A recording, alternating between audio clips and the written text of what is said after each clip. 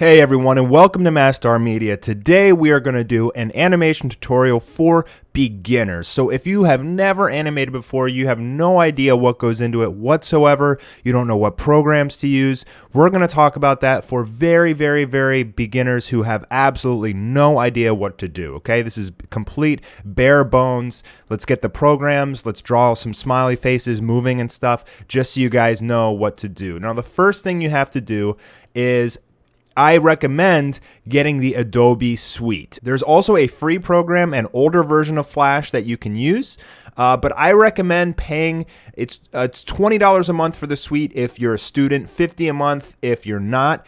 I highly recommend going here, adobe.com/creativecloud/catalog/desktop.html.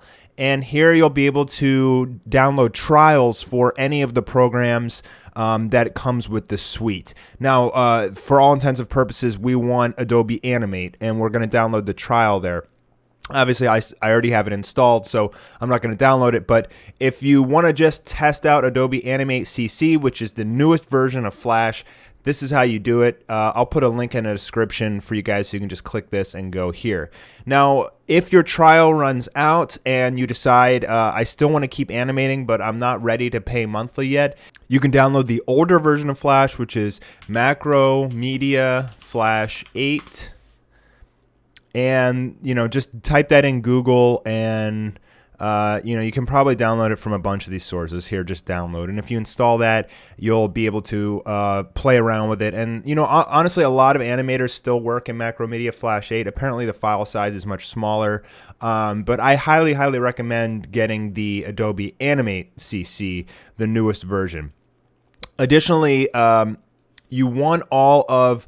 There's a couple applications in here that you want as well. So you need Adobe Premiere Pro is a video editing program. If you have your own, obviously you won't need that. But in my opinion, Adobe Premiere Pro is the ultimate video editing program. I use it. It's absolutely incredible. And honestly, I can't live without it anymore. Adobe After Effects is really good for animations. It's a very tough and complex program to use, but there's still some simple things that you guys can do with After Effects to make Animate have more of an anime feel, to make Flash look more anime. Basically what you do is you can just put some layers on top of your video and it'll blur the lines a little bit. It'll smooth it out and it'll make it feel more like anime. So another reason to get the suite. Finally, there is Adobe Audition, Media Encoder. I use those quite a bit. Audition is basically an audio editing program, and Media Encoder helps you output videos very quickly. Basically, when you export your videos, you need to encode them, and the media encoder just does that automatically for you. So that's also important as well. So another reason that it's really important to get the entire suite. And if you get the Creative Cloud, you can try all of these applications for a week. So I recommend just go ahead and giving it a try, and really try and spend that week to try and pump out an animation so you know what it consists of before your trial runs out. You can definitely do some very short, small animations in a week. Okay, so let's get to the very beginning. I'm just going to delete this picture here, and let's explain what all of these tools and everything is. Okay. So obviously, it's very overwhelming when you first look at it. The first thing you want to do is kind of like resize all these panels, get it how you want. Basically, you want as much video drawing space as you can possibly get. So I kind of like push everything out as much as I can, just so I have that big space to draw on. Now, the thing you have to realize about Adobe Animate CC or Flash, I'm just going to call it Animate CC just for the sake of this video, is that you work in layers, right? So if I have a head that's a circle, but I want the hair to be on top of that, then I would do a new layer and I would draw that layer on top. So let's explain layers. First of all, you can add layers here using this button, new layer. You can delete layers using this button. You don't really have to worry about adding new folders, but let's just add a couple layers to get started. Oh, I forgot to mention this. You probably want to work if you go modify document, you probably want to work in 1280 times 720. That seems to be like the best resolution for animations. I used to do it in 800 times 450 for Goku vs Saitama, and when I increased the resolution, that's part of the reason that my lines started looking more smooth and the animation quality started looking better, is because I basically made it a high resolution. What that does is it makes this page much bigger, so you are going to have to draw more, but when it compacts it for video, it's going to look much, much cleaner. So 1280 times 720. Okay, let's talk about layers. So probably what you're going to do is your bottom layer is going to be the sky, right? So in terms of landscapes are very, very hard to do for a lot of people. And initially starting out, I see the most common problem is that like people will do a sky. They'll just do some bright color. I'm just going to use, this is just a square, draw a square. They'll use like some bright color for the sky. And then, they'll, do the grass, and it'll be something like this, right? I probably cut that off. Okay, so this is the most common problem with beginning animators, is that they make the colors too bright. It's way, way, way too vibrant, okay? And that is just a clear indicator that you're basically a novice, and it almost hurts the eyes. You never, never, never want to use these bright neon colors. Okay, so for example, what I would do is if I have this green, if I want the ground to be green, I'll make it much darker, and this is your color control panel right here. Basically, if I pull to the left, it starts getting more neutral, okay, and it'll turn into a gray and then a white. And if I bring it down, it gets dark. But usually, you want most of your colors to be somewhere like in the middle, like almost with a little bit of gray in that. And that's even still too bright. So I'll probably even make it even darker and bring it back even more. And now we have more of a grass color that's a little bit more believable. And I'll probably do the same thing for the sky as well. Okay, it's always, always, always better to work in dark colors. That'll make your characters pop more, and it'll feel much more authentic. You rarely ever see animations that are really, really brightly colored. American cartoons sometimes are to catch the eyes of children, but if you're trying to do more animations for YouTube, you typically don't want to work in those bright colors. Okay, so what we just did is we have a layer for the ground, and then behind the most bottom layer is the sky. Okay, now I can always use this eye right here, and I can turn things off just so not see them. So say I want to draw some clouds on this sky, I can just turn off the ground from seeing it, or I can also lock it so I can draw on top and it won't affect it, and I won't be moving it around. Locking and turning off the vision, hiding it, is all very, very important. I use it all the time. Basically, when you're working on one layer, like say I'm going to work on the grass, I'll probably lock the sky just so I'm not accidentally drawing on it or something like that. So I usually lock layers that I'm not working on, and then when I go to work on the layer, I'll unlock it.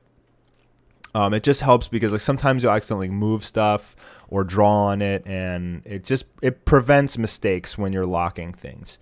Okay, so we're going to draw some clouds on here. So what I'm going to do is hide the grass, and I'm just going to draw some clouds in like a light gray. And now what I'm going to use is my brush tool, okay? So that is this one. You can also use the hotkey B. Now, brush tool is usually used just for painting. We're going to talk about vector art very soon, which is your line tool and your pencil tool and your paint brush tool. But the regular just brush tool is used for painting. Now, if you're going to do something like clouds and stuff, you can just brush it. You don't have to draw black lines, vector art around clouds. So, I'll just start drawing some clouds. And I'm just drawing with my mouse here because I'm not going for quality. Let's draw some clouds real quick. And then if I want to fill them, I press K, and it goes to your paint bucket tool K, and that will fill them like this. Okay, so now I have my clouds. And then say I want like another level of shading on like kind of on the bottom half of the cloud, so it kind of gives it some depth. I can press I, and that gives me my pen dropper tool. And that basically picks up the color that you click on, right? So if I click here, it's going to give me that light grayish white. If I click on the blue, it's going to give me that exact blue. So let's click on this white and, just bring it down even more to like even more gray. And, now I'll just kind of add the shading to the clouds to kind of add some more realism. I'm going to kind of leave a gap right here on purpose so it doesn't connect. So if I try to fill this, it's going to fill this entire thing because I missed this little gap, right? But there's a very, very important tool that you can use right here, which is gap size. This is a super important one. I almost always keep it on close small gaps. And that way when I'm trying to color, if I click, okay, so that gap is still too big, I can try close medium gaps. There you go. So that fixed it. But yeah, I usually almost always keep this on close small gaps, because if you have it on don't close gaps, there could be like the tiniest little fragment of gap and it'll color your whole picture. And that gets really annoying. So do close small gaps. Okay, so now we have our clouds. And okay, so say I was like, oh, I just draw these clouds, but they're too low. Very easy. What you could do is you click this little keyframe with your clouds. Oops, it's this one. And I can literally just press V, which is my selection tool. This is how you click and move stuff. And I literally just like pull it up. And eventually, okay. There we go. So now I have my ground and I have my sky with my clouds. You can also do gradients of shading using this color panel. So if I don't want my sky to just be a flat color, I can select it and then go up here where it says solid color and do you could do like a linear gradient. And then I basically have to adjust these two pointers. Basically, I want to make this one like a bluish hue like before, and then maybe I'll make this one like a little like a darker blue. And now I have a little bit of a gradient to my sky, my sky, so that if I have like a sun up here, make like a sun.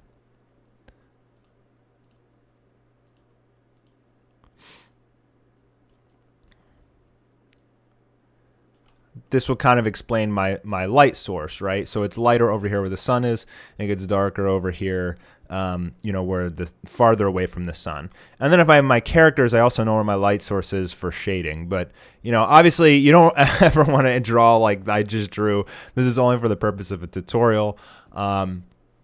Anyways, let's move on. So for all intents and purposes, I want to start drawing a character moving now. So I'm just going to hide both these layers just so I can see my page again.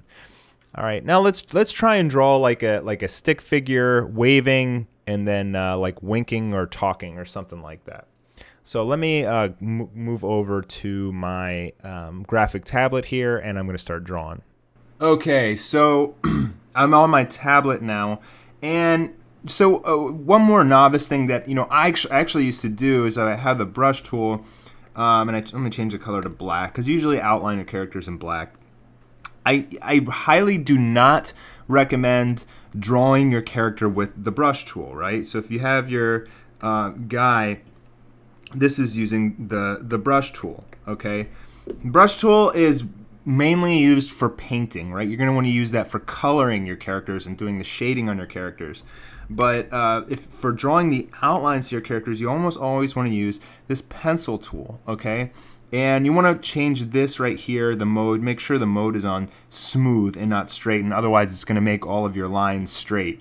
So do it on smooth. So smooth auto-corrects your lines. So if I draw something like this, it's going to auto-correct it a little bit and adjust it for you so that it makes your lines, it smooths your lines out for you. And that's actually really, really important because sometimes your hand is just kind of like, shaky as you're drawing, and it really helps to be able to have that kind of auto-correction for you. So I just recommend going with this smooth here. So if I'm going to draw like a Dragon Ball. Actually, no, I was just going to do a smiley face because it would take me too long for the purpose of the tutorial. I'm not going to draw Dragon Ball characters. It would just take me way too long. So let me just do my guy here. And I'm just drawing him using the pencil tool.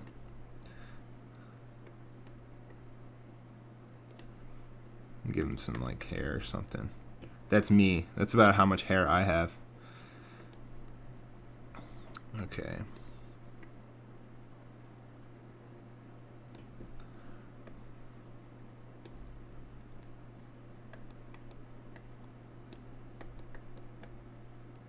Okay, so I drew my character. Actually, you know what? I should give him some arms, right?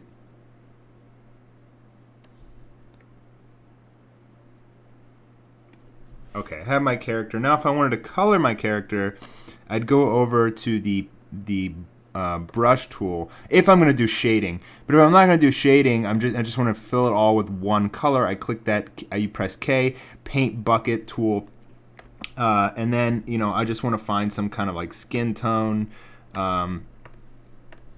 Okay, so it's not connecting this because there's too much gap. So if I press V and use my selection tool, the great thing about vector art is that you can move these lines and stuff. And this actually helps a ton for later on, especially when you're animating, if you're fixing little mistakes. That's one of the reasons that vector art is so good, is that it helps with coloring, it helps with animating, it helps with consistency. It just all around better. It's almost always better to just work in vector art for drawing your outlines for your characters. So now I fixed all my little gaps. Let's give him some, like, I don't know, some jean shorts or something, beach shorts, and I don't know. He's in the forest, but.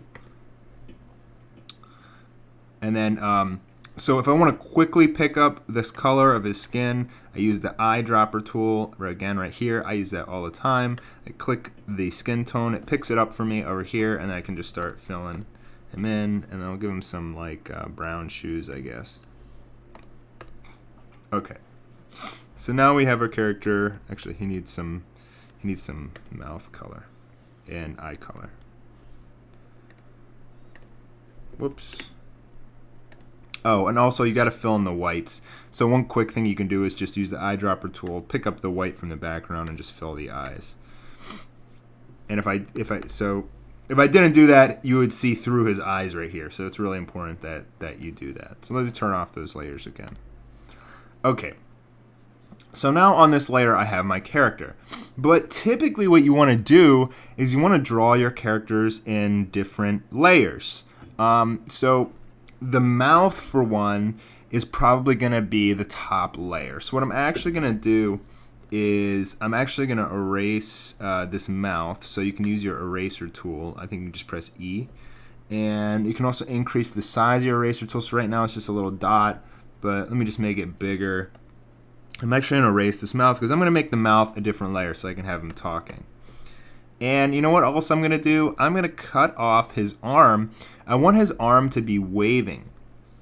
So I want his arm to be waving as he's talking. So what I'm going to do is I'm going to use my lasso tool, which is L, and that lets me cut out pieces of my guy, right? So I'm going to cut out this arm because, you know what, I want to use it. But if you were smart, you probably would have made that arm a different layer in the first place. Anyways, let's just cut it. Cut. I'm going to go to my top layer. You know what? Let me fill in this real quick because as the arm is moving. Okay. Oh, you know what? I put that on the wrong layer, but that's okay. So I'm going to do edit, paste in place. Paste in place is very important. Anytime you cut something you want it to show up in the exact same place, you do paste in place. Okay, so there's his arm. And I'm actually going to make a new layer for his mouth. And I'm going to zoom in a little bit. Let's go to 200 just so I can get it the best. You know, and usually their mouth starts off at like a closed space. So we'll just give them a smiley for now. And then we're gonna change this later. Okay, so let's do the mouth. Now you guys have to learn how to do symbols. Now, basically all of Flash works in symbols. And what that means is a symbol is basically like you create this object that kind of just repeats over and over and over again. And what we want to do is we want to make his mouth a symbol. So as he's talking, he basically, that symbol of the mouth keeps like happening over and over and over again. But we want to give the mouth a very unique string of keyframes so that it doesn't just look like open, close, open, close, open, close, because that's very amateur. So I'm going to show you what we're going to do. We highlight the mouth by clicking the keyframe, and we're going to do modify, convert to symbol.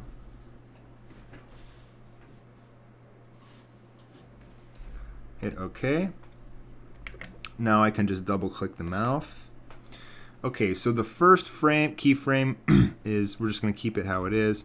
Then we're going to create another keyframe, and we're actually going to press F5 to extend it. Oh, and by the way, I created that keyframe by pressing F7. Now we're going to take our pencil tool, and I'm going to turn on my onion skin, which is this one right here, so I can see what it looked like before and where the positioning was. Now I'm going to just draw his mouth like a little bit more open, and I'm just going to color like a really dark red. And we extended that for 2 frames. Now we're going to press F7, create a new keyframe. And now we'll press F5 twice. And now we're going to do his mouth open really wide.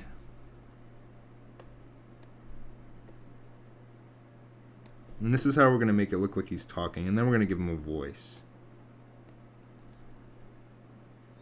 Okay, and let me go back and just pick up this color of red. Okay. So this is still too symmetric, too organized of a mouth opening and closing. So we still have to make it a little bit more like chaotic and random in order to make it look like he's actually talking. So now we're going to create a new keyframe with F7, press F5 to give it an extra frame. And I'm going to take this mouth, and I'm going to do edit, copy. And then here I'm going to do edit, paste in place. And now I'm going to take this mouth, copy, let's do a new symbol, or new frame, make it 3 frames long, edit, paste in place. So before we just had this for 2 keyframes, now we're going to do it for 3. And now we're going to take this one and only do it for 2. So we want to mix it up. That's how you do mouths. Mouths are actually very difficult to do, but if you follow this pattern, it usually looks pretty well. So hopefully this helps a lot of you guys. Edit, paste in place. And now if I press F5 again, okay. So now it's random. And let's control test scene and look if it looks like his mouth is, okay. So now it looks like he's talking. And it looks more like random mouth movement, so it's not like, just like it's not just opening and closing. It's a little bit more random. It gives it more of like a realistic feel. Now, so that's a symbol. So you can see it just keeps continually repeating over and over again. So now let's do the same thing with his arm. So he's going to be waving his arm up and down. All right, so we highlighted his arm, edit, and I'm sorry, modify, convert to symbol, okay, double click it with your selection tool. The most important tools, guys, are your selection tool, your pencil tool, your brush tool, and your paint bucket tool. So things like free transform is cool. I'm going to show that to you right here. Sometimes you want to draw shapes. This you need to paint. I don't use the bone tool, but that's a feature of Adobe Animate. Obviously eyedropper tool and eraser tool you'll use every once in a while. But the main ones that you really, really need to use are selection tool, which is V, pencil tool, or you can use Y or Shift Y. These are basically the same thing. Paintbrush tool actually lets you use, instead of drawing just like regular lines, like you can have it so that you're drawing like a pattern and stuff like that. But I usually just use pencil tool. And obviously your paint bucket, eraser, eyedropper, and that's about it. So there really isn't that many tools. It looks very overwhelming, but there's really only like 5 tools that you use, maybe 7 max. Okay, so let's highlight his arm. Now I'm going to make his arm movement fairly consistent. Okay, so I'm going to do it 2 frames of it high, 2 frames of it medium, 2 frames of it low, and then it's going to just like come back up and repeat. So let me copy this, and let me make new frames. I'm going to paste in place. Now what I'm going to do is I want to hit Q, which is the free transformation tool. And if I go to the corners here, I can resize these by pulling this, but we don't want to resize. We don't want to have to redraw these hands over and over again because this is just for fun. But what you can do is if you go over to the corner, you can turn it, right? Now if I turn it like that, obviously that doesn't look good, but we want it to turn from this point. So what we can do is we can set the anchor here, right down here, and now when we turn it, it stays in that anchor. So basically all we'd have to do to complete this keyframe is just connect this line here and just fill it in. Oh, it doesn't want to fill in.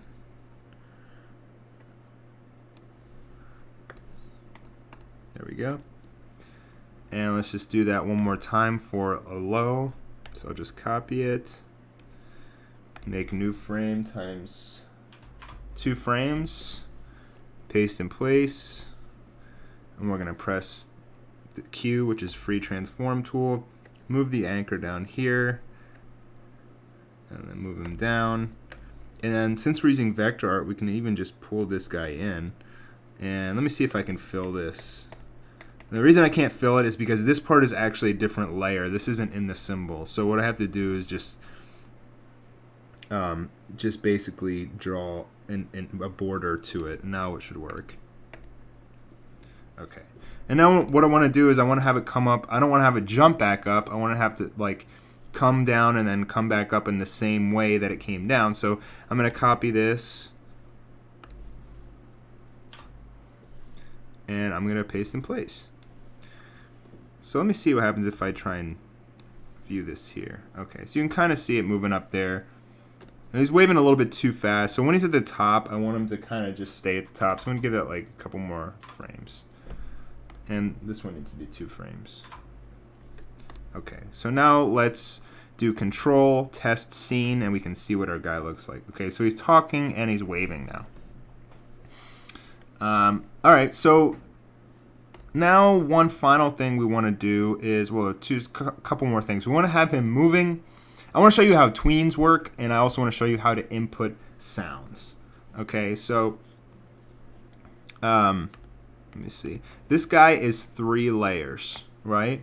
So what we want to do is put all this guy in a symbol. I want to show you how tweens work because tweens are honestly really important. You know what? I'll show you how tweens work for like the sky. I'll have the sky moving because there's really not any reason the guy should be like walking sideways back and forth. That won't really make sense. So let me zoom out a little bit here. And I'm actually going to make the sky a symbol.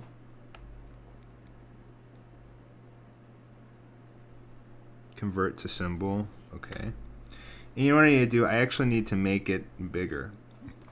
And there's a trick you can use here. If you hold shift while you resize, it'll keep everything the same because sometimes I'll pull it up too much or I'll pull it sideways too much, and I don't want to do that. I want it to stay proportional. So if I hold shift,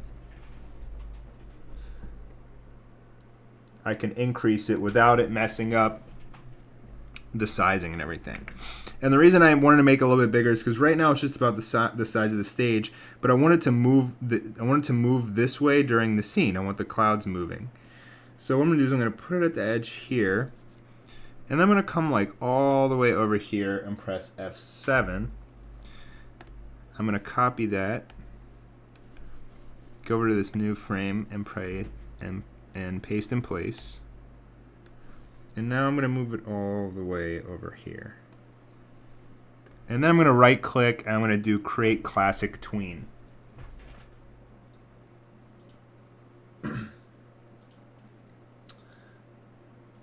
So what's going to be happening is as the scene is going on, the clouds are going to be moving.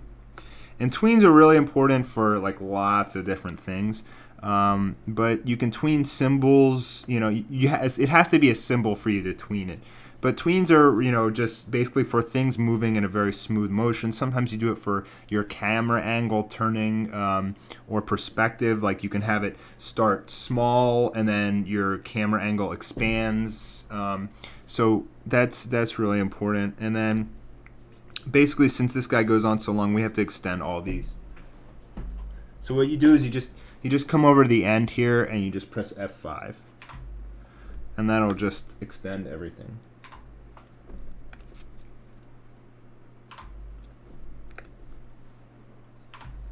Okay, so now if we do control test scene, the clouds are moving a little bit too fast. So I basically just moved it too much. So let's just move it a tiny bit. Let's test it now. Okay, so now the clouds are moving slowly, a little bit more realistic as he's talking. So the final thing we got to do is give him a voice, right? And what we're going to do is we're going to use a new program now called Audacity. This is a free program that you guys can download. So if you don't get the Adobe Suite and you don't want to learn Adobe Audition, if you're doing this all free, meaning Macromedia Flash 8 and Adobe Audacity, you want to download this program called Audacity, okay? All right, so this is the program, Audacity. Just Google it. It's completely free. It's a very, very good sound editing program. I use it all the time. And if you have your mic set up, just say something like, "Hey, this is Mastar Media. Thanks for joining my tutorial today." Okay, let's listen to that. "Hey, this is Mastar Media. Thanks for joining my tutorial today." Okay. So let's get rid of all this extra stuff we don't need and just highlight it and press delete.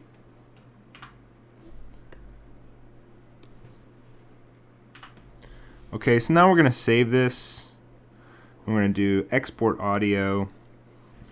Okay, I'm just going to save it here in a file named tutorial, and I'm just going to name it talking 1.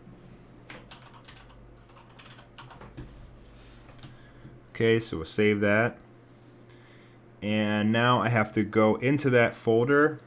Okay, so I have this folder open, and I have my talking file here. And basically what I'm going to do is just pull this and see how it's in this keyframe right here. I'm just going to actually just drop it right into the program. Okay? So now let's test our scene. "Hey, this is Mastar Media. Thanks for joining my tutorial. Hey, this is Mastar Media." Okay, so a couple problems there. For one, whenever you import a sound file, for some reason Flash or Adobe Animate always makes it really low quality. So you always have to go over here to the right panel. And this is very, very, very important. Otherwise, your audio quality is going to be terrible. And you want to right-click Talking, go to Properties. If it's any sound file, like an explosion or something, you would go to MP3, and then you would convert it to the highest settings always. And we can just do that. You can also just do speech and put it on the highest rate. That also works. But that's only for speech. Otherwise, just always choose MP3 and give it the best settings possible. For every single sound file you import, do this. Very, very important. Now, also, what else we learned was that the animation wasn't long enough for the speech. So we can press F5 and just push everything out. Okay, so it needs to be about there. And we'll do that for all of our layers.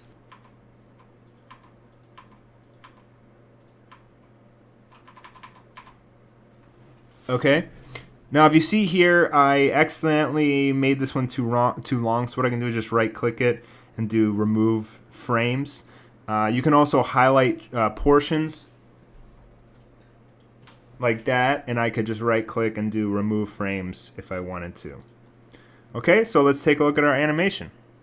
"Hey, this is Mastar Media. Thanks for joining my tutorial today." "Hey, this is Mastar Media. Thanks for joining my tutorial today." So I understand, guys, this was a very, very cheesy looking animation, but again, this is for pure beginners. I have a lot more tutorials on my channel, so feel free to go look for the playlist that's tutorials, and I do a lot more complicated, in-depth things, especially with Dragon Ball type stuff. So if you want to check those out, please do. And if you have any questions, leave them in the comment section below. I'll try and get back to you guys as soon as I can. Thanks for visiting Mastar Media today, and I'll see you guys tomorrow for another video. Thanks.